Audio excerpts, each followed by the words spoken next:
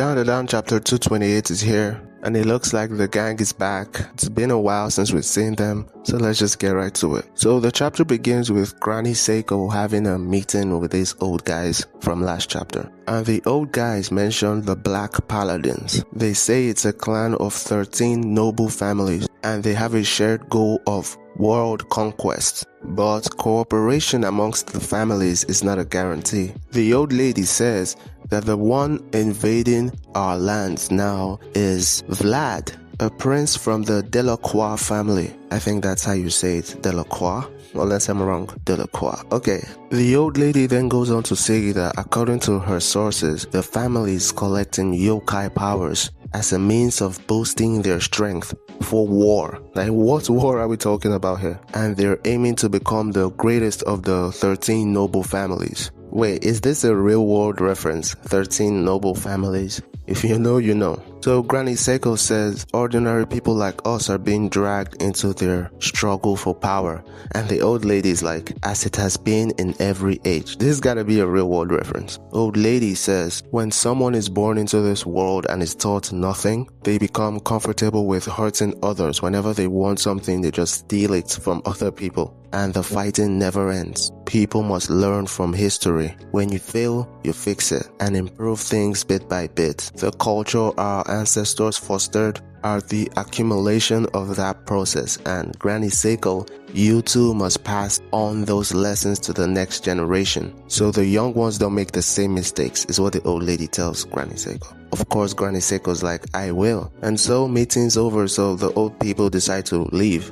The main old lady's like, I've sent someone, a strong person, to take your place, Seiko. And then we get a double page spread of them walking out, and they say we better make a proper showing of the power of Yatagarasu, with the aura coming off of them.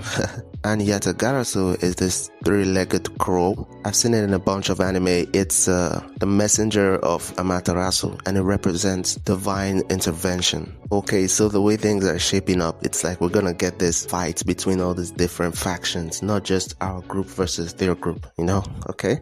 And after this, Turbo Granny doesn't give a fuck, bro. She's like, ooh, scary. What a bunch of shit for brains. That just makes me less hype for them, but you gotta remember, it is Turbo Granny, it's crazy powerful, so I get it.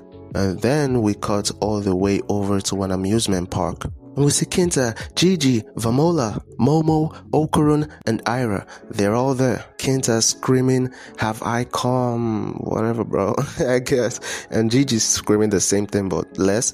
And then there's Vamola screaming the same thing, but less. Vamola's so precious, man. You don't understand. I'm sure you do. Momo points at something and says she sees something weird, while Ira's talking to Okarun, and she's like, my heart is racing. I've never been to a place like this.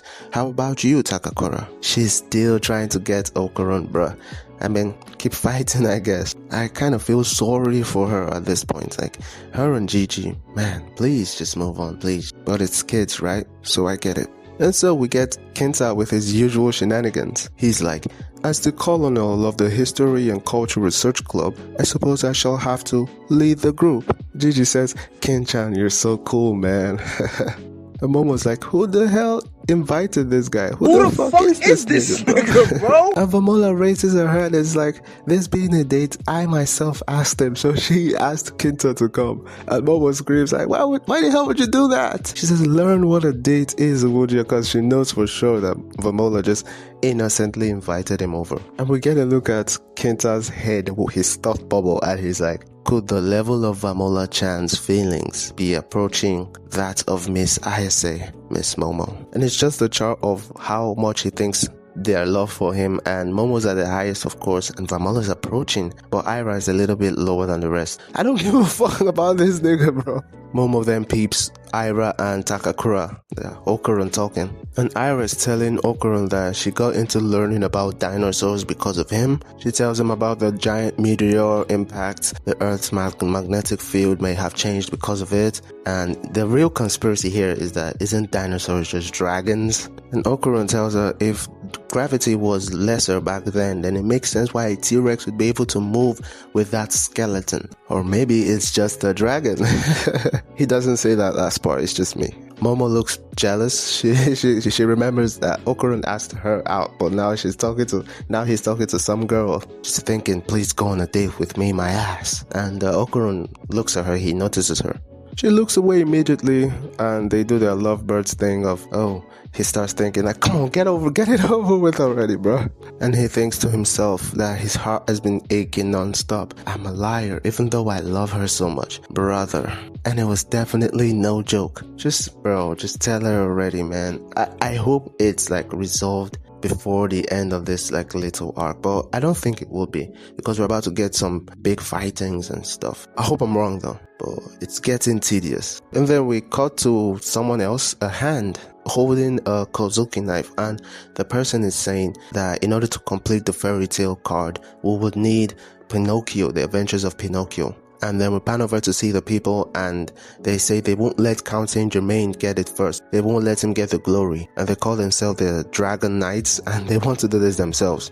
And their target is Okurun because he holds the power of Pinocchio, okay? I thought he didn't have powers anymore. Maybe this is about his new stick?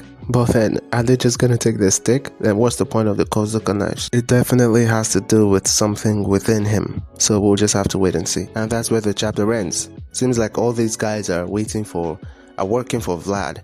But I think Count Saint Germain is the only one that has his own ulterior motives, because he's just too important and too mysterious to just be some lackey. This Dragon Knight squad are going to attack our group. I wonder if we'll have to fight them off ourselves, or the old guys from earlier in the chapter will help. And Momo, Okurun, get your shit together. That's all I gotta say. Thank you all for watching all the way to the end. Please do not forget to like, subscribe. Really appreciate it, and I hope I see you next time. Peace.